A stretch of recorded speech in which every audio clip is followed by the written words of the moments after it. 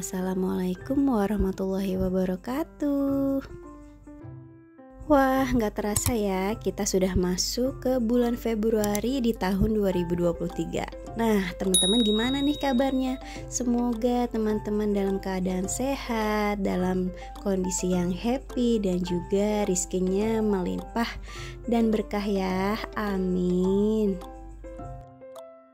Alhamdulillah, di video kali ini aku bisa sharing ya teman-teman mengenai evaluasi budgeting di bulan Januari dan juga budgetingku di bulan Februari. Sekarang kita awalin dulu ya dari evaluasi di bulan Januari.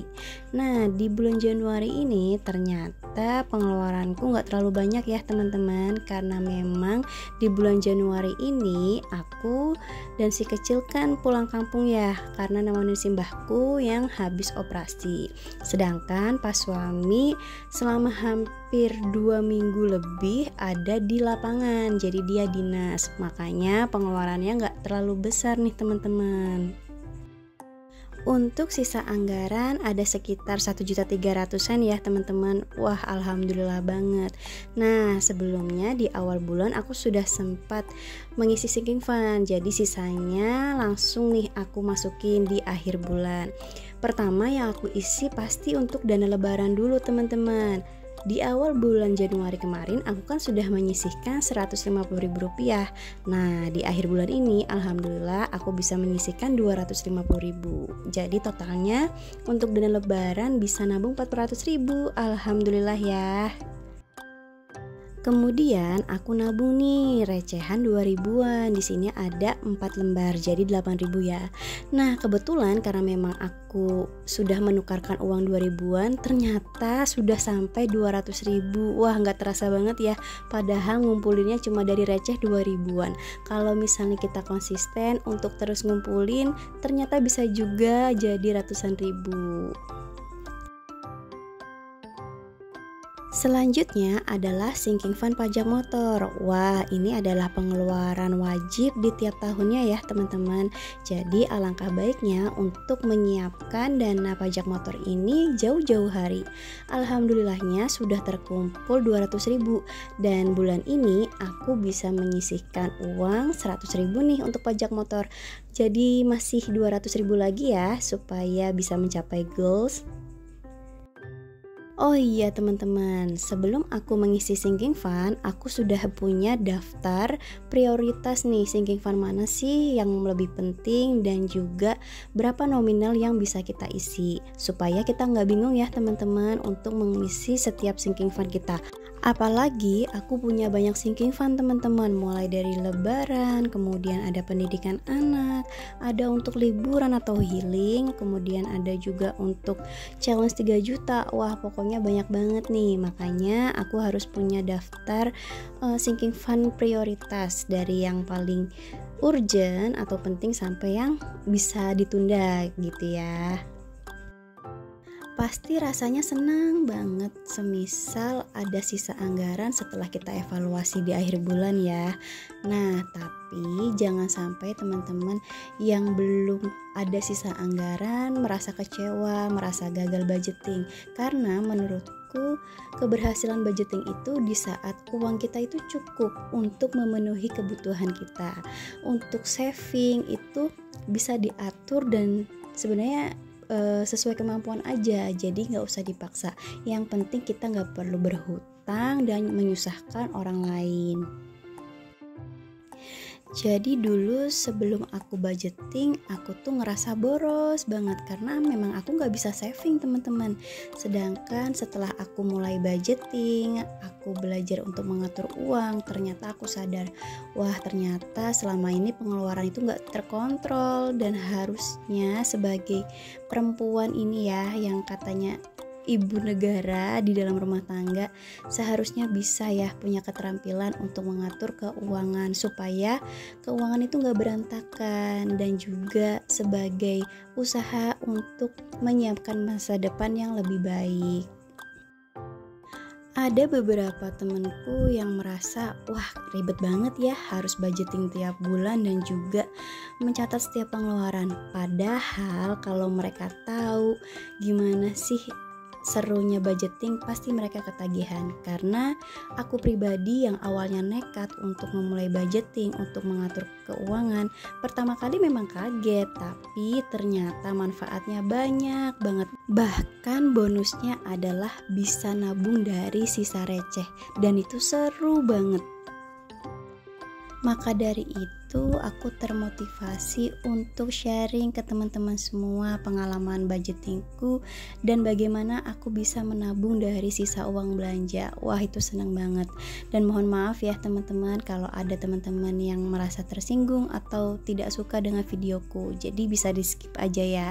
Karena memang di sini aku cuma sharing pengalamanku aja tanpa ada maksud pamer atau ria sedikit pun.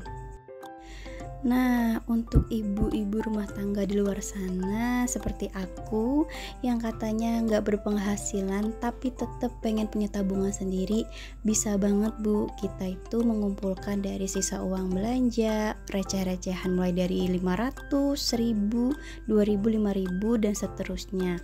Bisa kita tabung dengan cara yang menyenangkan supaya lebih semangat lagi nih untuk menabung.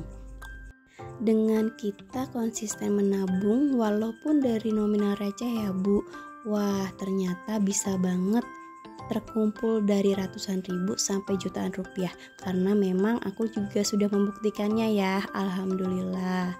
Nah, ibu-ibu yang gak punya THR atau ibu-ibu yang pengen banget punya self reward, bisa banget Bu, kita itu ngumpulin dari sisa uang receh.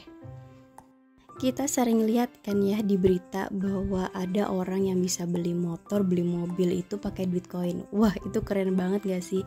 Jadi the power of receh itu bener-bener ada. Makanya jangan insecure ya dengan tabungan kita walaupun receh.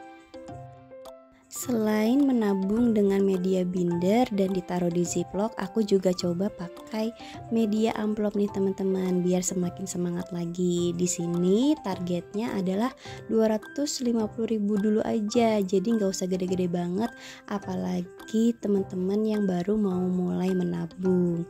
Nah, alhamdulillah untuk kali ini aku bisa isi 5 amplop, jadi ada 25.000.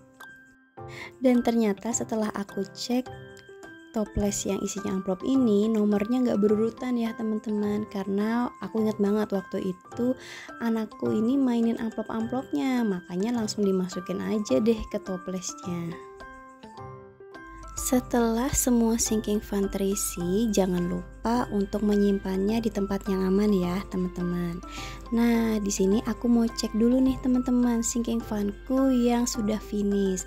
Alhamdulillah sinking fund logam mulia dengan target 3 gram akhirnya finish juga dan sudah terbeli logam mulianya. Alhamdulillah banget, karena aku benar-benar merasa bersyukur dengan belajar budgeting dan juga belajar untuk berhemat. Akhirnya aku bisa mengumpulkan dari uang receh dan terbeli nih logam mulia.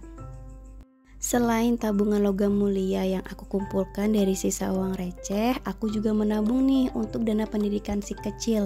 Alhamdulillahnya bisa juga terbeli 2 gram. Oke, kita lanjut ya teman-teman. Kita buat budgeting bulan Februari. Wah, di sini aku udah buat coret-coretannya ya. Jadi tinggal kita pakein pulpen aja supaya lebih ketara lagi. Untuk membuat budgeting jangan asal-asalan ya teman-teman. Kita harus ngecek nih evaluasi pengeluaran di bulan-bulan sebelumnya. Jadi evaluasi itu bisa menjadi acuan kita untuk membuat budgeting di bulan selanjutnya. Untuk bulan Februari, pos anggarannya hampir sama ya dengan bulan Januari. Namun ada beberapa pos anggaran yang nominalnya berbeda teman-teman. Di sini aku membagi menjadi 4 pos anggaran besar ya teman-teman. Yang pertama ada saving and giving, yaitu ada dana darurat, kemudian investasi, tabungan pribadi untuk dana lebaran dan juga sosial. Nah, nominalnya disesuaikan aja ya teman-teman. Kemudian untuk kewajibannya ada untuk pembayaran asuransi BPJS, iuran komplek, pembayaran wifi dan juga iuran sampah. Setelah itu ada biaya hidup atau living cost. Nah, di sini ada beberapa pos anggaran yang berbeda dari bulan Januari ya untuk nominalnya. Seperti untuk dapur menjadi 800.000 karena sebelumnya adalah 750.000 ya teman-teman. Tahu sendiri ya kalau sekarang sudah mendekati bulan puasa dan mau lebaran, makanya pasti bahan pokok naik. Kemudian untuk gas dari yang 50.000 di bulan Januari aku tambahkan menjadi 60.000. Sedangkan galon dari 100.000 di bulan Januari aku tambah nih jadi 120.000 aja. Setelah itu untuk keperluan anak dari 235.000 menjadi 300.000 nih di bulan Februari. Dan untuk pengeluaran yang lainnya untuk nominalnya tidak berbeda ya dengan bulan Januari. Untuk uang pegangan Pak suami dan juga aku pribadi disesuaikan ya dari sisa saving and giving, fixed expenses dan living cost. Untuk Pak suami di 320.000 dan aku 250.000.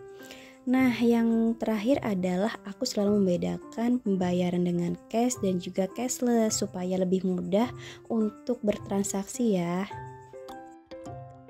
Kemudian dalam budgeting kita harus membuatnya serealistis mungkin ya teman-teman. Jadi jangan sampai kita itu punya ambisi untuk saving sekian persen, tapi kebutuhannya tidak terpenuhi dengan baik. Wah, itu malah bisa membuat masalah baru lagi. Karena menurutku hemat itu memang perlu, hidup sederhana memang penting, tapi jangan sampai kita itu pelit dengan diri sendiri. Wah, kalau orang pelit itu beda ya dengan orang yang hemat. Orang pelit itu lebih mementingkan harga murah daripada kualitasnya. Dan juga biasanya orang yang pelit itu lebih suka meminta-minta daripada memberi. Padahal sesama manusia itu harus tolong menolong, harus saling memberi. Wah, jangan sampai kita punya sifat kikir sesama manusia. Nauzubillah min dzalik. Khususnya kepada orang tua, sanak saudara, bahkan tetangga yang memang perlu bantuan.